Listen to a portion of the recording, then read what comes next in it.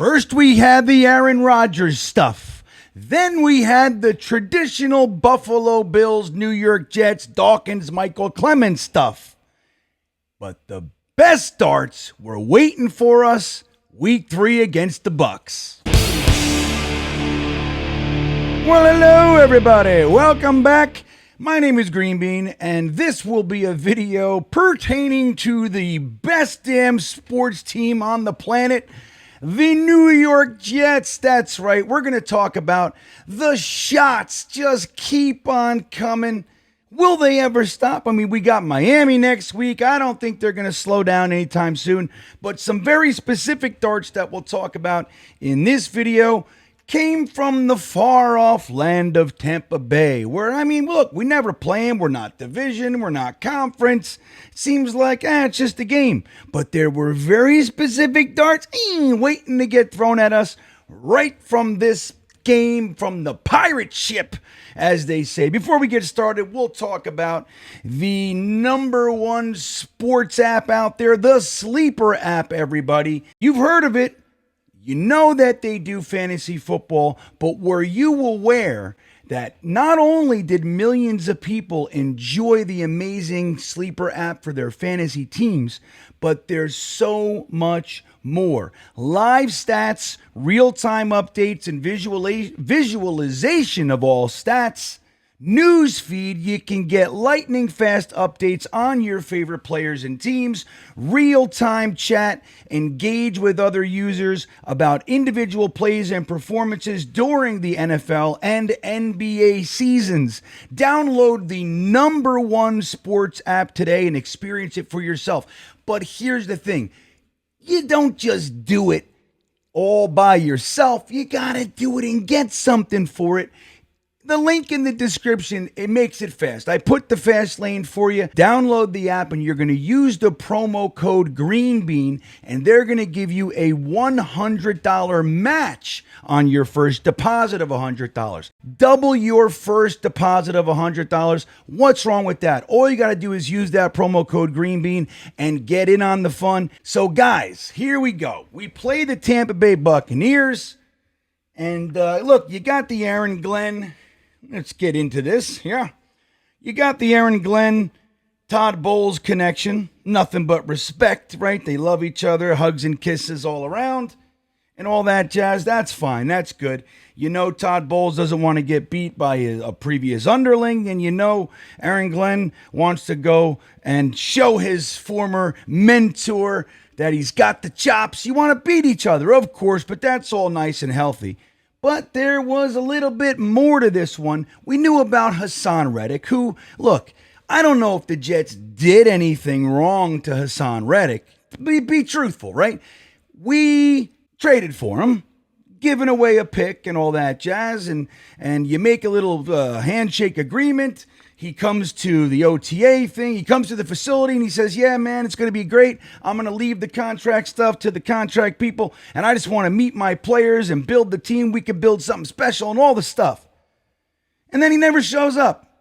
And he holds out. Ridiculous holdout. Other than the Le'Veon Bell holdout, which, again, he came to the Jets too. Fun. We're always connected somehow, aren't we? He stays out for most of the season, really. And then finally, Woody Johnson just says, we're going to get this done. Sometimes thinking is overrated. I want Devontae Adams. I want Hassan Reddick in here, blah, blah, blah. And he ends up taking a deal that doesn't really give him any more money. So you're going to blame us for that? You're mad at us? Okay, fine. So he's got that. He goes to Tampa Bay and he gets himself a nice contract and all that stuff. And the Jets get a 4th-round compensatory pick next year for him. All's well, but supposedly we find out now he's mad at us. So mad, in fact, that he got himself 2 tackles. One was pretty key, very important time. It's not just the stats, right? It's the story around the stats. So he didn't have a dominating game or anything, but he had his impact. So whatever, fine. He gets his revenge, if that's what you want to call it. But the real stuff comes from one Baker Mayfield. Isn't this fun? So look, he's in the presser. The post-game presser. We're our post-game pressers. We like to talk about things like taking a hard look or we're not the same old Jets and all this kind of stuff. Aaron Glenn, much more life than we're used to, and I appreciate it. I like it. I want a little bit of reality. I want something out of these press conferences when, traditionally speaking, they're kind of lame, right? They're lame and filled with nothing. Aaron Glenn's a little bit better, but Baker Mayfield I'll be honest, is kind of what I really want. He shoots straight, and I'm into it. Now, it can cause a lot of problems, especially when you're a losing team. We saw that with Aaron Rodgers last year. He spoke his mind. The problem is you're not winning any games, so when you speak your mind and you're not winning games, you look like a friggin' idiot, and you look like a loser, and everybody can make fun of you. It's like Rex at the end. He still had all the bluster, but it's like that was great when you were winning. You put a target on our back. There's a target on your chest, man. Like, that's all great. We loved it. But then you got 2-3 losing seasons in a row. And you're like, all right, buddy, can we just tone it down? See, it's different. Winning cures everything. Baker Mayfield, after the big win, says some things like this. Their D coordinator was the one who cut me in Carolina. A lot of stuff was personal today. Hassan Reddick, former Jet, a lot of people. So I don't know if there's a lot of people. Again, he brought up Reddick. I don't know. Any fuel they can get, so that's all normal. But again, I don't know if we did anything to Hassan Reddick. He could feel slighted and everything, but that was all his damn fault. Baker Mayfield was cut by who? Aaron Glenn? Aaron Glenn was, no. Steve Wilks cut Baker Mayfield when he was the interim coach down there in Carolina. Now, a lot of people know that. A lot of people might not. Remember, Steve Wilks was also the guy when Robbie Anderson was having his temper tantrum on the sideline, which Jets coaches would just go, okay, what do you want from us? He's a man. He can do what he wants to do. Steve Wilks said, enough. You're benched. Get off the field. And then the next week traded him. Said, I want you out of here. That, I got to say, I respect that. Very similar to Aaron Glenn in a not so negative way, but the movie made with Xavier Gibson. It's like enough is enough. Again, not the same negative bubble around it, but the same kind of thing. You want your coach to have balls. You want your coach to not be afraid and governing by fear and who's going to like me and who's not going to like me. It's like, no, dude, enough is enough. Get the fuck out. And he did that with Baker Mayfield. Now, Baker Mayfield, if you look back at it, this is 2022, and Steve Wilks got the job because Matt Rule was fired.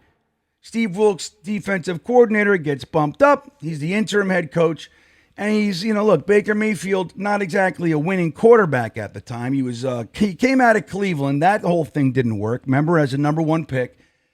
He goes to Carolina and he plays with Sam Darnold down there. Now the first and third overall picks of that draft are all on Carolina, and nobody can play.